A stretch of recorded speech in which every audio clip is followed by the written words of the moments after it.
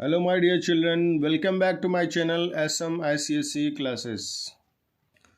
This is fourth video of perimeter and area exercise 22A. In this video we are going to solve question number 14 to 21. So open your exercise 22A and read question number 14. Question number 14 is: a farm is 380 meter by 100 meter. Find the cost of manuring the farm at rupees 450 per quintal.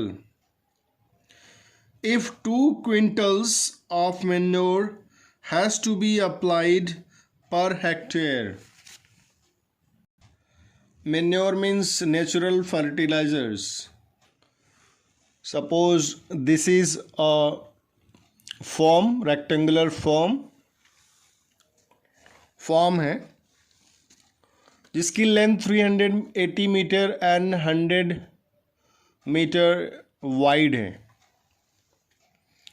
इसमें manuring करानी है, means natural fertilisers use करना है इस form की fertility को बढ़ाने के लिए.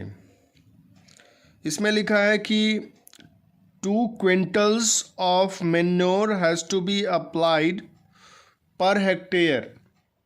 1 हेक्टेयर में 2 क्विंटल मैन्योर की ज़रूरत है. तो पहले हम लोग इस लैंड की एरिया निकालेंगे, एरिया को हेक्टेयर में कन्वर्ट करेंगे.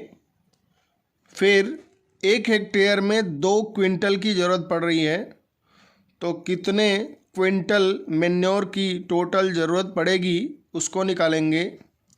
उसके बाद उसका कॉस्ट निकालेंगे. सो एरिया ऑफ रेक्टेंगुलर फॉर्म, ये जो फॉर्म है इसकी एरिया क्या होगी, लेंथ इंटू ब्रेड्थ से एरिया निकालेंगे, फिर रेक्टेंगल में चेंज करते हैं. So let's do. सो हमने एक रेक्टेंगुलर फॉर्म की एरिया निकाल ली है. Length into breadth, length 380 metre into 100 metre, 38,000 metre square is the area of this rectangular form. 10,000 metre square मिल करके 1 हेक्टेयर बनाते हैं. So area of farm is 38,000 meter square. So 38,000 metre square को hectare में convert करेंगे. 10,000 में 1 hectare, तो 38,000 होगा. तो 38,000 में 1,000 से 10,000 से डिवाइड कर देंगे. So 0 0 cancel. 3.8 hectare is the area of farm in hectare. 1 hectare की एरिया में 2 क्विंटल मैन्योर की ज़रूरत है. तो total quantity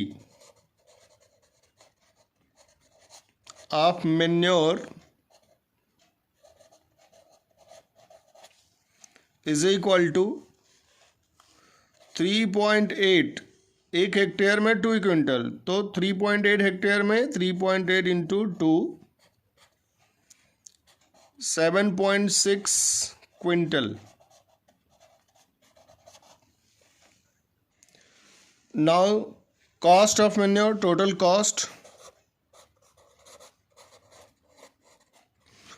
cost of manure क्या होगा.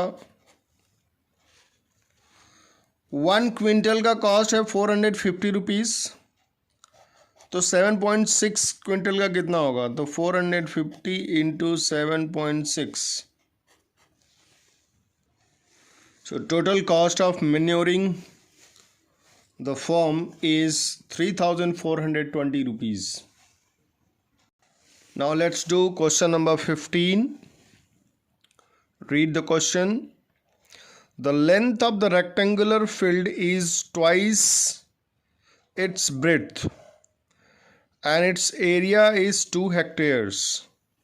Find the cost of fencing the field at ₹50 per meter. So एक रफ स्केच बनाते हैं. ये हो गया रेक्टेंगल.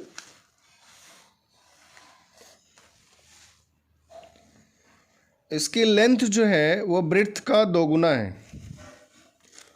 तो ब्रेड्थ को मान लेते हैं x. तो लेंथ कितना हो जाएगा इसका? Just double 2x. सो यहाँ लिख सकते हैं कि length breadth of the rectangle field is x, then length will be 2x. Area is given. Area is 2 hectares. 2 hectares area is given. So let's find. पहली बात कि हमें जो total length of the fence पहले निकालना होगा. उसके लिए हमें एरिया दिया हुआ है और लेंथ और ब्रेड्थ में रिलेशन दिया हुआ है. और length of the fence metre में निकालना है क्योंकि कास्ट मीटर में दिया हुआ है. सो 1 hectare is equal to 10,000 meter square. So 2 hectare is equal to 20,000 meter square. Area field is equal to length into breadth. Area is given as 20,000. Length is 2x. ऊपर हमने assume किया. और breadth क्या है? x है. तो x into x 2x square. This is 20,000. x square ये 2 आके इधर डिवाइड हो जाएगा. तो 20,000 डिवाइडेड बाई 2 10,000. x स्क्वायर ये क्या है? 100 का स्क्वायर. 10,000 जो होता है 100 का स्क्वायर होता है. 2 0 का स्क्वायर करेंगे तो 4 0 आएगा. तो x is equal to 100. Breadth कितना आ गया? 100. तो लेंथ क्या होगा? 2 इंटू ब्रेड्थ 200 मीटर. अब हमें क्या निकालना है? Total length of the fence, उसके बाद उसका cost. So length of the fence निकालने के लिए हमें पेरीमीटर निकालना पड़ेगा. Length of the fence, total length of fence is equal to twice length plus breadth. So 2 length is 200, breadth is 100. 2 into 200 plus 100 300. 600 meter is total length of the fence. तो total cost क्या होगा? Cost of the fence is equal to 1 metre का cost 50 rupees है. तो 600 metre का क्या होगा? 50 into 600. So this will be in rupees. Metre यहाँ नहीं लिखना है. 30,000,030 5 6 30. So 30,000. So 30,000 is the total cost of the fence of the rectangular field. Let's do question number 16 of exercise 22A. The length of the rectangle is 20% more than its breadth. What will be the ratio of the area of the rectangle to that of the square whose side is equal to the breadth of the rectangle? एक rough sketch बनाते हैं. ये हो गया rectangle.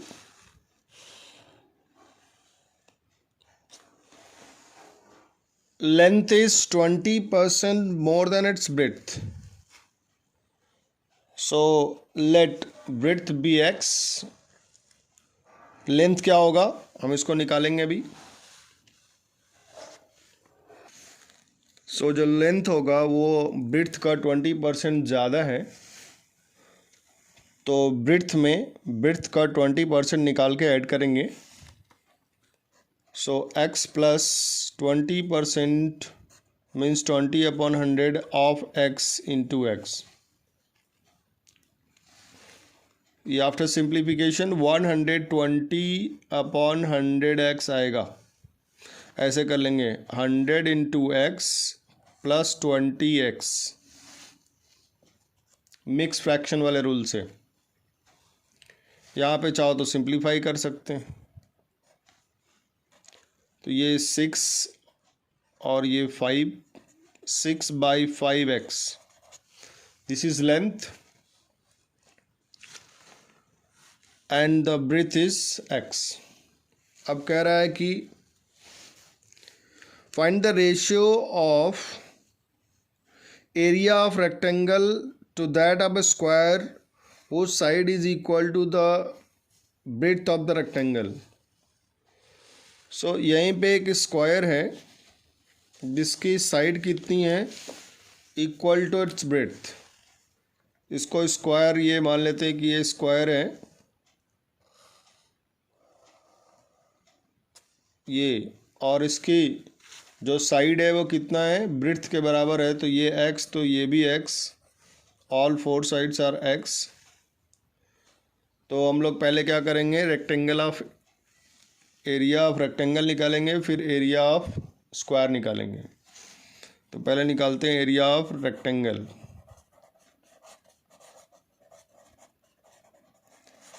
Area of rectangle is equal to length into breadth. Length हमारा 6/5x है into x. तो ये होगा 6/5x into x, x square. फिर एरिया ऑफ, इसको A1 मान लेते हैं, पहली एरिया है, इसको A1 मान लेते हैं. A1 is the area of rectangle.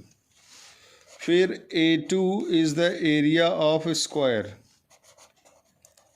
Area of square is equal to side square या फिर साइड इंटू साइड. तो क्या होगा, x into x, x square हो गया. अब रेशियो निकालना है. रेशियो कह रहा है area of rectangle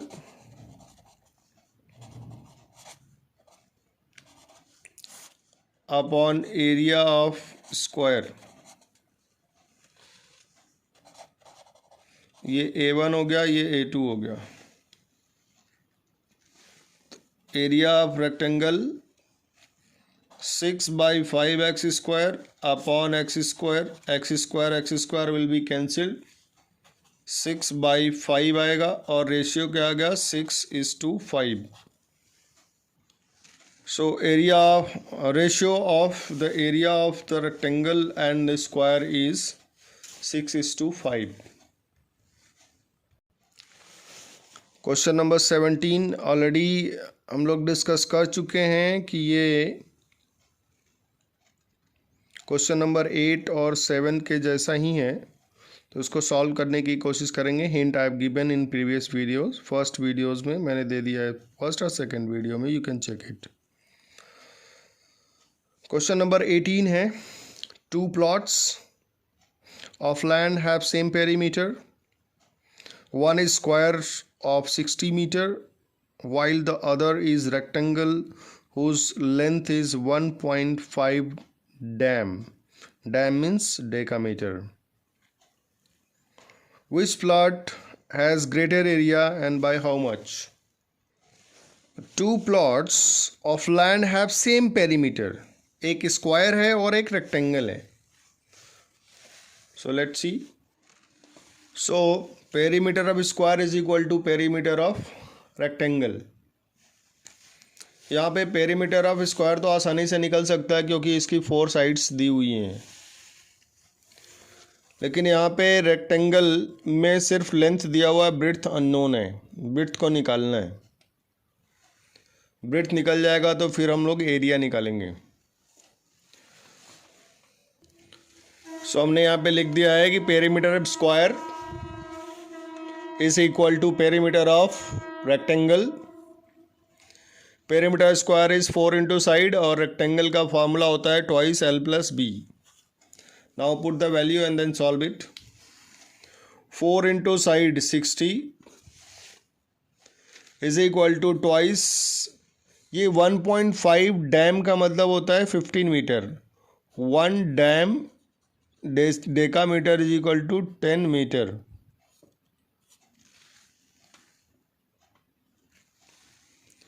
so this is twice, यहाँ पे लेंथ कितना है, ये 15 है और ब्रेड्थ को हमने x पहले से मान रखा है। So let's solve it.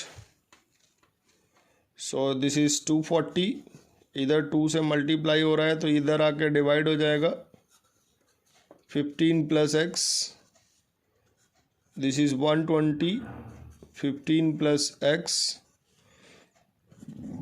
x is equal to 15 आके इधर माइनस हो जाएगा। 120 माइनस 15 तो x is equal to 105 metre. अब एरिया ऑफ स्क्वायर और एरिया ऑफ रेक्टेंगल निकालना है।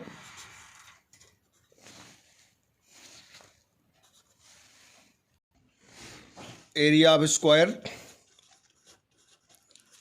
साइड इंटू साइड, 60 इंटू 60, 6 6 जा 36, डबल जीरो आ जाएगा metre square. Area of rectangle is equal to length into breadth. तो लेंथ 15 है, ऐसा कहा गया है क्वेश्चन में।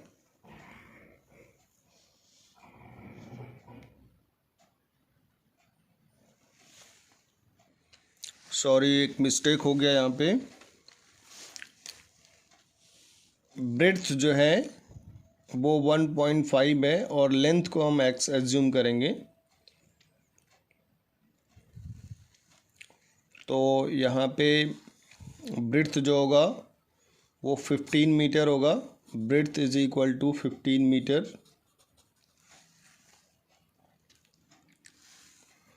और यहाँ इसको x को इधर और 15 को यहाँ हो जाएगा। तो फिर भी जो x है वो लेंथ आएगा। Length is equal to x is equal to 105 metre. यहाँ पे थोड़ा सा बस ध्यान देखना है। बाकी लेंथ 105 और ब्रेड्थ 15 मीटर। तो एरिया निकाल देना है इसी हिसाब से।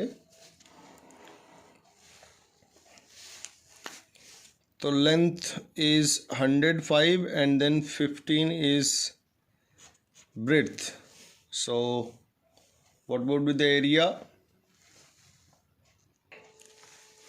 So area of rectangular field is 1575 metre square और area of square 3600 metre square. अब किसकी एरिया ज़्यादा है? तो स्क्वायर की एरिया ज़्यादा है। कितना ज़्यादा है तो यहाँ पे डिफरेंस निकालेंगे। Difference is equal to 3600 minus 1575। So 2025 metre square, 2025 metre square जो एरिया ऑफ स्क्वायर है वो ज़्यादा है किससे? रेक्टेंगल से। I hope you all understood. My dear children, please take care. Breadth is given 15 dam. By mistake I have written इधर उल्टा लिख दिया था। तो breadth 15 है, 15 मीटर और लेंथ को हमने x माना है। तो यहाँ पे x हो जाएगा x प्लस 15।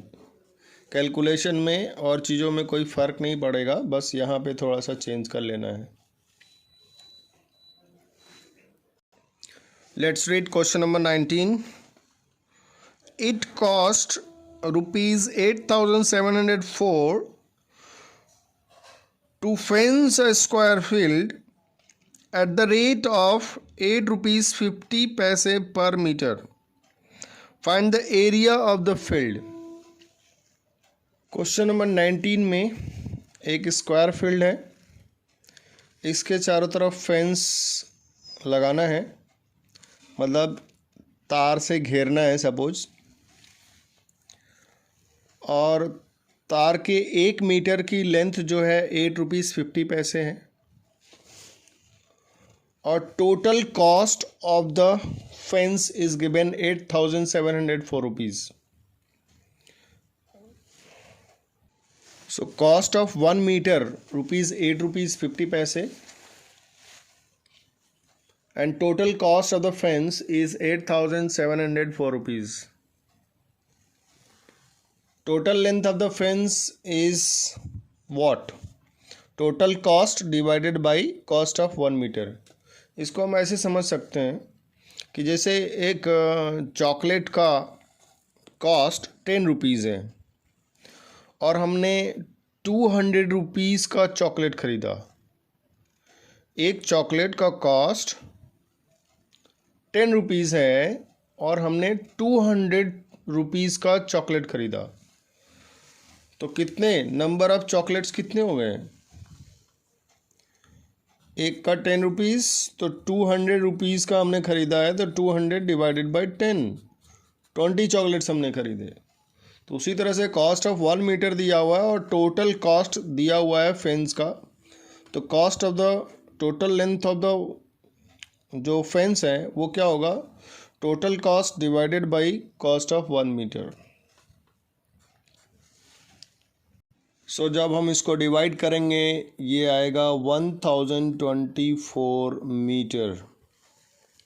इसका मतलब हो गया कि total length of the fence is 1024 metre. ये फेंस होता क्या है? इसके चारों तरफ जैसे कोई तार लगाना है, चारों तरफ ऐसे 4 तार लगाना है. तो यहाँ से ये लेंथ कवर होगा, फिर यहाँ से ये, फिर ये, फिर ये. तो length of the fence is equal to the perimeter of the field. So length of the fence 1024 meter. Perimeter of the square field is 4 into side. तो साइड की वैल्यू जो होगी 1024 divided by 4. Side is 256 metre. 56 metre ये side हो गया है square field का.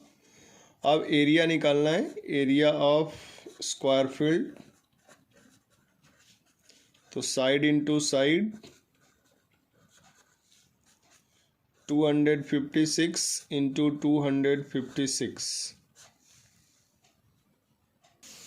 सो area of the square field is 65,536 metre square. Let's do question number 20. A room is 8 meter long, 7.6 meter wide, 3.5 meter high. The walls are to be distempered along 25 meters square for the doors and the windows, etc. Find the total area of distempered. तो area जो 4 walls हैं उस पर distemper करना है. Door और window पे distemper नहीं होता है.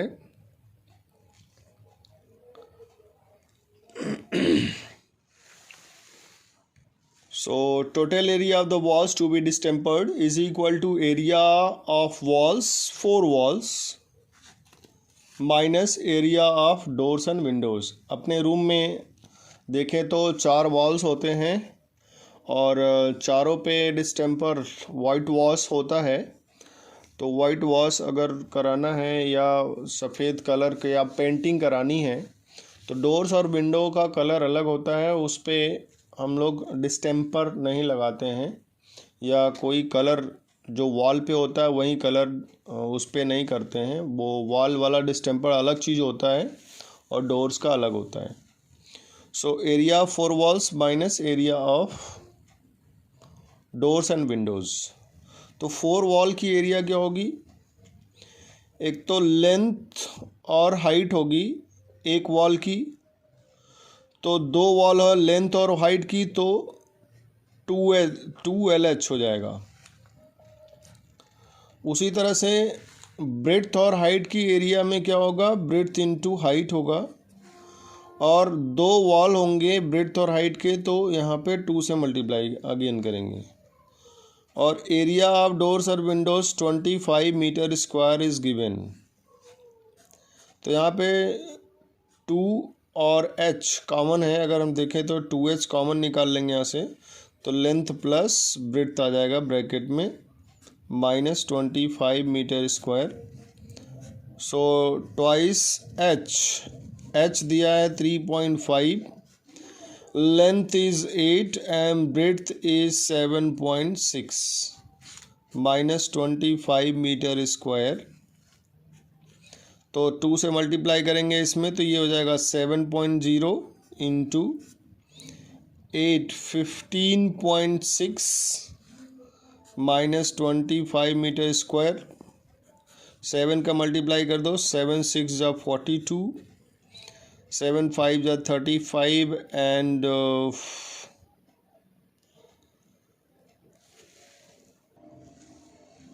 7 5 जा 35 एंड 4 39, 7 1 जा 7 एंड 3 10, 109.2 माइनस 25 मीटर स्क्वायर। यहाँ भी मीटर स्क्वायर लिख सकते हैं। Question number 21, the walls and the ceiling of room 7 meter long, 5 meter wide and 3.5 meter high are covered with the paper 6 meter wide.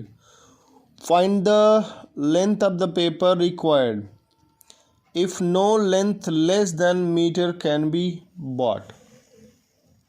Question number 21 में कहा है कि एक रूम है जिसमें 4 वॉल्स होते हैं और सीलिंग होता है, फ्लोर तो होता ही है, लेकिन जो 4 वॉल्स और सीलिंग है उस पर पेपर चिपकाना है। सो जो पेपर चिपकेगा वो वॉल्स की एरिया को कवर करेगा और सीलिंग की एरिया को कवर करेगा। तो total area of paper required to cover the floor.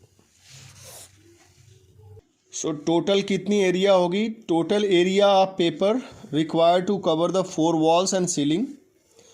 तो एरिया ऑफ सीलिंग क्या होगा, लेंथ इंटू ब्रेड्थ होगा, और एरिया ऑफ 4 वॉल में एक लेंथ और हाइट होगी, एक वॉल 2 वॉल होगी एक्चुअली में, तो एक वॉल की एरिया लेंथ इंटू एच,